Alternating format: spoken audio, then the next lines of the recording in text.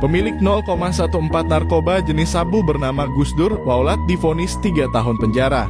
Vonis tersebut dijatuhkan Majelis Hakim Pengadilan Negeri Ambon saat sidang Senin 5 Juni 2023. Tak hanya pidana badan, terdakwa Waulat juga divonis membayar denda Rp 1 miliar, subsidiar 3 bulan kurungan. Menjatuhkan pidana oleh karena itu terhadap terdakwa dengan pidana penjara selama 3 tahun dan denda sebesar Rp 1 miliar dengan ketentuan apabila denda tersebut tidak dibayar, maka diganti dengan pidana penjara selama 2 bulan, kata pimpinan sidang Haristewa.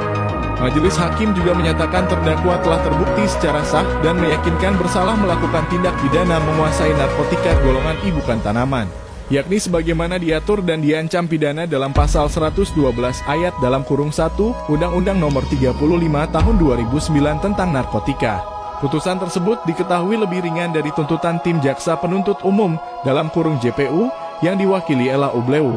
Sebelumnya dalam persidangan, JPU menuntut terdakwa selama 6 tahun denda Rp 1 miliar subsidiar 4 dalam kurung 4 bulan kurungan.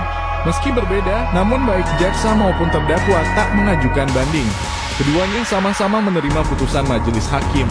Sebelumnya terdakwa ditangkap pada 6 Januari 2023 sekitar pukul 10.30 waktu Indonesia Timur. Terdakwa ditangkap di samping gedung Ashari depan Rumah Sakit Al-Fatah Kompleks Masjid Al-Fatah Kecamatan Sirimau, Kota Ambon.